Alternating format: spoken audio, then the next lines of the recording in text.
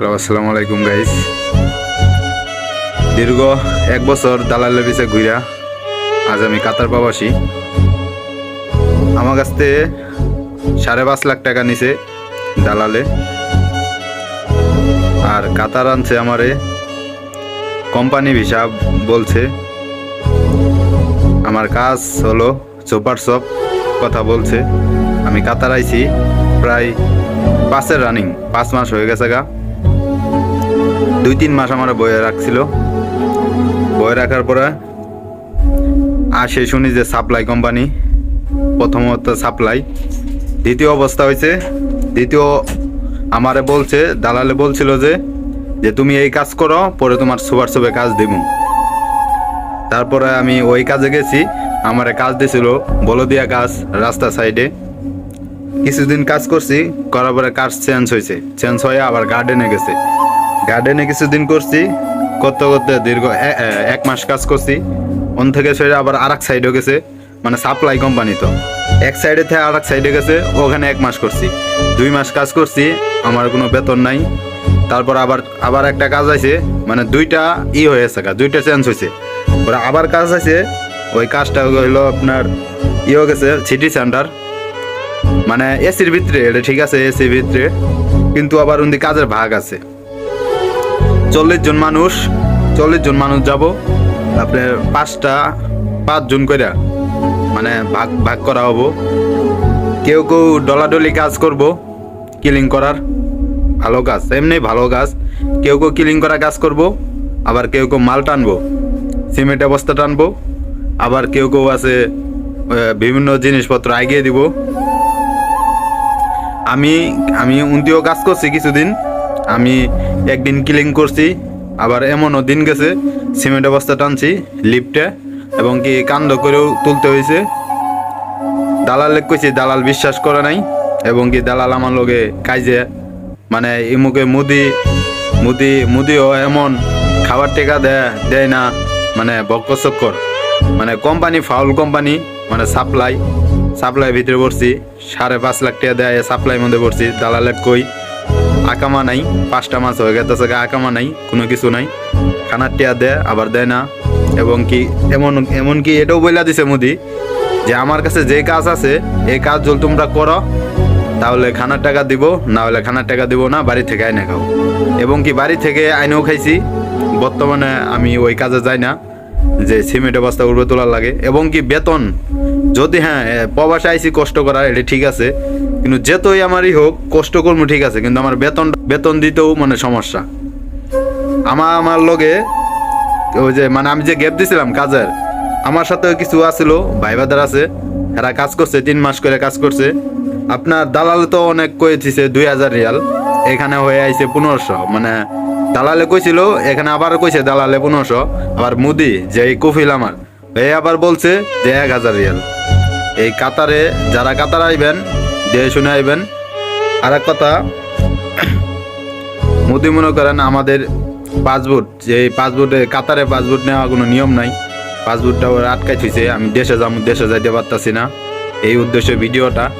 আর দালালে ভক্কচক্কর ভিডিও দেখে আমারে, মানে আমার গার্জেন রে বলে যে অমুক কাজ দিছি, এই কাজ দিছি, হ্যান ত্যান অনেক কিছুই বলে। আসলে কি বলমু, দালালে চক্করে কেউ বেরান না। দালালে চক্কর আমি পড়ছি। দালাল হইলে মাদার চুত, খাঙ্কির পোলা। এই খাঙ্কির পোলা করে চুল পাই, কইলামই তো, খাঙ্কির পোলা করে পাই। এই 5.5 লাখ টাকা নিছে, 5.5 লাখ টাকা নিছে আমার নিজের হাত দিয়ে দেওয়া, ব্যাঙ্গে দেওয়া। এখন আমার আকামা নাই, এখন তো আমি বাইরেও বাড়াইতে পারতেছি না। এমন দালালে কই যে আমার আকামা করে দে, আমার যে কাজে আনছস ওই কাজ দে। দালালে ফটফট করে লা করছে, আমার ডাইরেক্টলি লা করছে।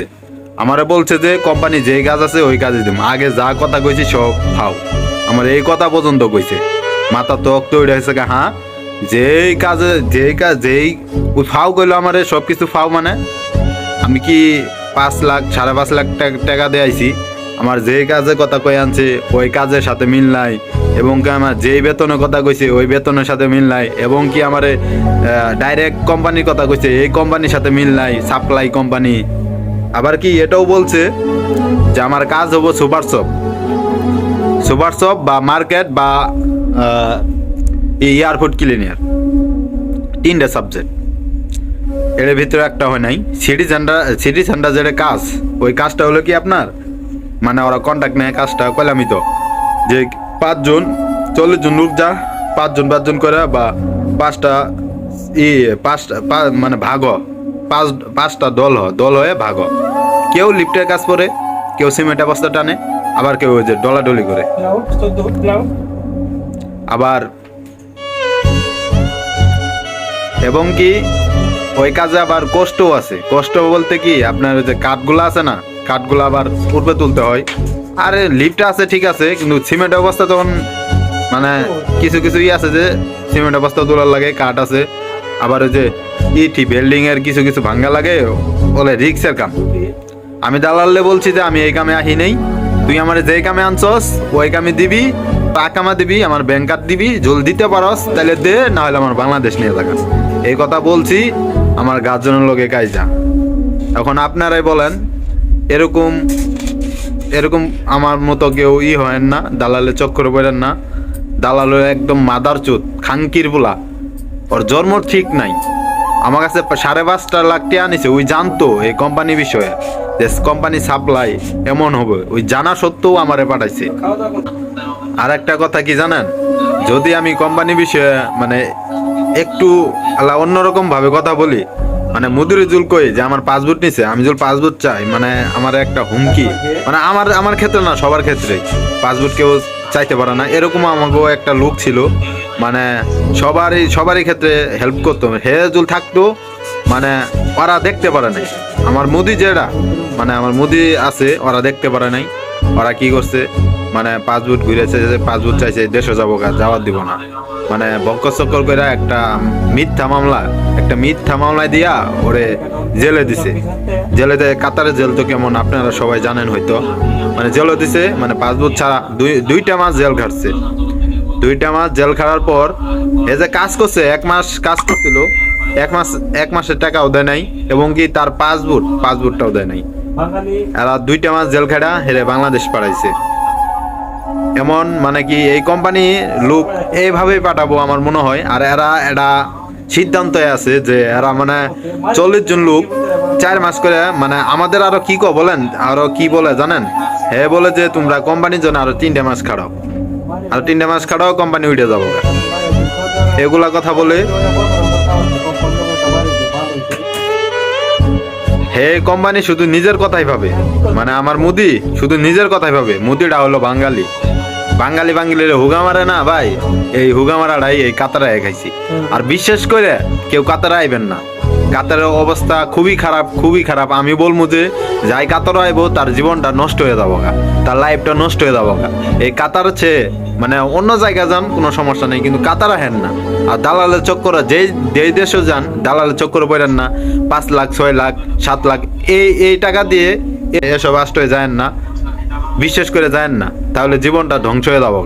আর দালালের চক্করে বললে মানে দালাল অনেক মিষ্টি ভাবে কথা বলবো, অনেক আপনার পড়াইতে, মানে ওই যে কিভাবে যে বোঝার ভাষাটা হয়তো নাই, তারপরও আমি বলি, যেমন একটা ছেলে একটা মেয়ের কিভাবে যে পটা, মানে ওরকম ভাবে আপনার এমন ভাবে পটাবে, মানে পটায় আপনার টাকা হাতায় নিব, পরে কিন্তু আপনার চিনব না, এয়ারপোর্ট পার করে দিব, পরে আপনার কথা একদম গুরুত্ব দিব না।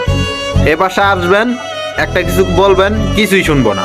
এ দালাল মাদারচোদা এমন, দালাল খাঙ্গির বলা, ওর বাপ মায়ের ঠিক নাই, এর কারণেই এই যে আমার মতো হাজার প্রবাসী এরকম ভাবে মানে জেলখানায় বন্দি, মানে জেলখানার থেকে বড় কিছু।